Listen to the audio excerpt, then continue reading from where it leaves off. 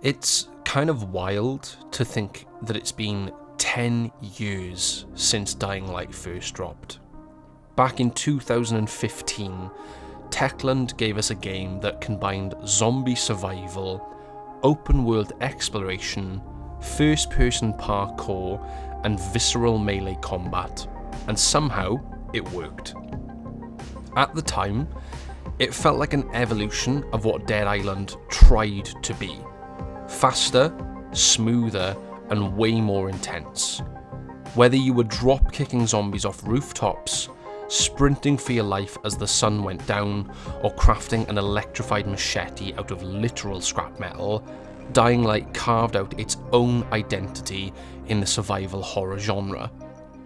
And looking back now, a decade later, it's fascinating to see just how well it's held up, both as a game and as an experience.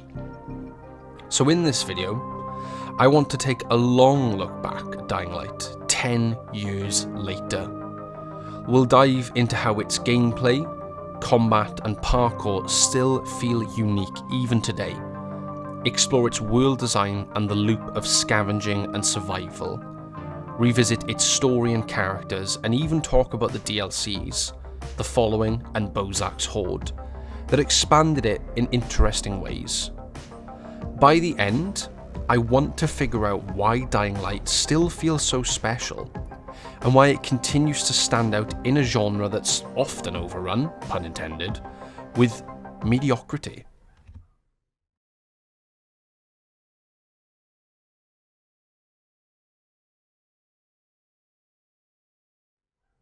At its core, Dying Light is all about movement and momentum. The first-person parkour was revolutionary at the time, and honestly, it still feels fantastic today. Sprinting across rooftops, vaulting fences, wall running and climbing your way through Harran's decaying skyline, it's fluid in a way that few games have managed to replicate even a decade later. It's not just about traversal either. Parkour defines how you engage in combat. Early on, when your weapons are weak and your stamina's low, escaping is usually smarter than fighting. You quickly learn to use your surroundings, dodge attacks, and shove enemies into spikes or over railings. Combat itself is brutally satisfying. Every swing of a pipe or machete feels heavy, messy, real. You feel the crunch of bones, the spray of blood, the desperation in every fight.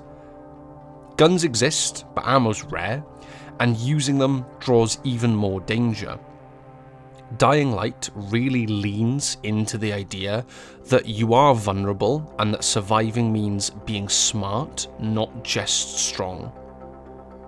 Then there's crafting. It's simple, but it ties perfectly into the scavenging loop. You're constantly hunting for metal parts, duct tape, batteries, all to upgrade or repair your favourite weapon. You can electrify blades, add fire damage, or slap together medkits from rags and alcohol. It's the kind of crafting system that feels practical, not bloated. The skill trees are another key ingredient.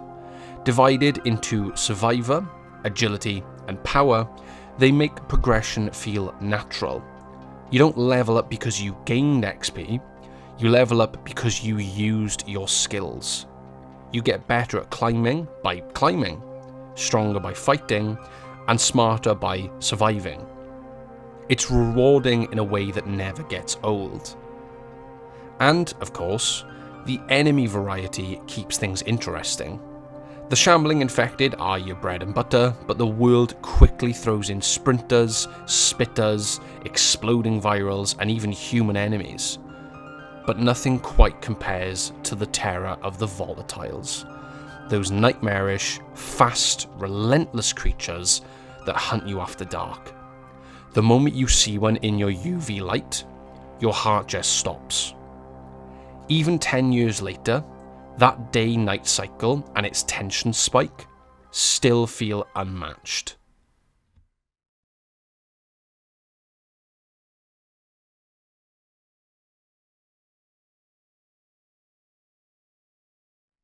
Harran is a fascinating open world. It's not the biggest, but it's dense, vertical, and full of personality. Exploring it feels rewarding because every building, alley, and rooftop has something: loot, crafting materials, or a story. Scavenging is the backbone of the experience. You're constantly raiding abandoned apartments, cars, and stores for resources, and every trip feels like a risk, especially at night when volatiles roam the streets and the stakes get higher. But that risk-reward system keeps you pushing further and further, testing your limits for better loot. Then there are safe zones, little pockets of light and safety in a city drowning in chaos. Unlocking those never stops being satisfying. Sometimes it's just as simple as flipping a breaker or clearing a nest. Other times you're fighting off hordes while desperately repairing traps. These areas slowly turn the city from hostile to manageable, bit by bit. Dying Light also sprinkles in parkour and combat challenges, which push you to master its systems. Whether it's racing across rooftops under a time limit, or taking down enemies in creative ways, they're fun little tests of skill that break up the main gameplay loop. And then there are the side missions, and honestly, some of these are surprisingly heartfelt. Sure, a lot of them are fetch quests, but every now and then you stumble on a story that gives Harran more depth, like survivors struggling to keep faith, families trying to stay together, or people slowly losing their minds. They add texture to the world and make it feel lived in.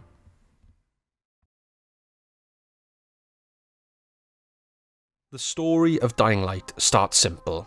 You play as Kyle Crane, an undercover operative sent to infiltrate Harran after a viral outbreak. His mission is to retrieve sensitive data from a local political figure turned warlord, Rise. But things quickly spiral into something more human, about survival, loyalty, and morality in a world falling apart. Crane starts off as a typical agent, detached and professional, but as he helps the survivors of the tower, he starts to genuinely care. The characters are a mixed bag, but the memorable ones stick with you. Jade, Raheem, Brecken, and the people in the tower feel like a real community. Rise, the game's antagonist, is one of those charismatic but unhinged villains that's fun to hate. His monologues might be over the top, but he fits perfectly in this chaotic world. As the story progresses, it's less about espionage and more about morality. How far you'll go to help others, what survival costs, and whether humanity can still exist in a place like this. The ending, while predictable in some ways, lands emotionally. Crane sacrifices everything to protect the people he's come to see as his own. It's not a happy ending, but it feels earned. It's not a groundbreaking story, but it's told with enough heart and grit that it sticks with you, especially thanks to the atmosphere and world building surrounding it.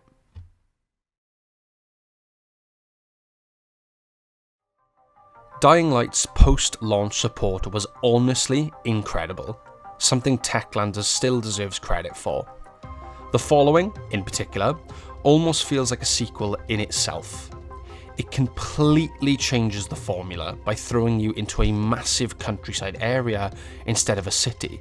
Suddenly, it's open roads, fields and farmlands, and you're introduced to one of the best additions, the Dune Buggy.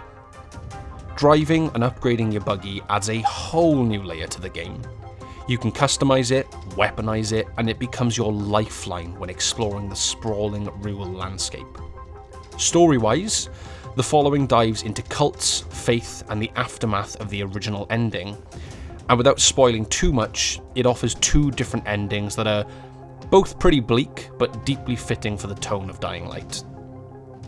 Then there's Bozak's Horde, a smaller but intense DLC that focuses on combat and skill.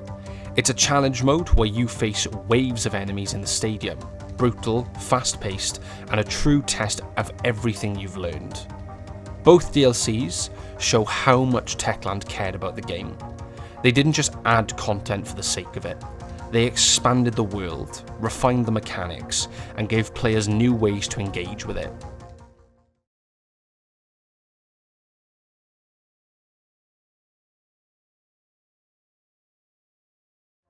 "10 years later, Dying Light still feels like lightning in a bottle. Its parkour is still unmatched, its combat still crunchy and satisfying, and its world still immersive and dangerous. It found that perfect balance between action and survival, between freedom and fear. Techland built a game that rewarded skill, curiosity, and courage, and that design philosophy has aged incredibly well. You can boot it up today and it still feels modern, still feels alive. Even with the sequel out, and now the Beast as well, there's something raw and pure about the first Dying Light. It's rougher, sure, but it's also more focused, more desperate, more human. So yeah, 10 years later, Dying Light remains one of the best open world zombie games ever made. It's intense, atmospheric, and surprisingly heartfelt, with gameplay that still outshines most of its modern competition. If you've never played it, it's absolutely worth diving into even now. And if you have, maybe it's time to reinstall it, climb a few rooftops and watch that sunset over Haran one more time. Because even after all these years, that feeling of freedom, of danger, of survival, still hits just as hard.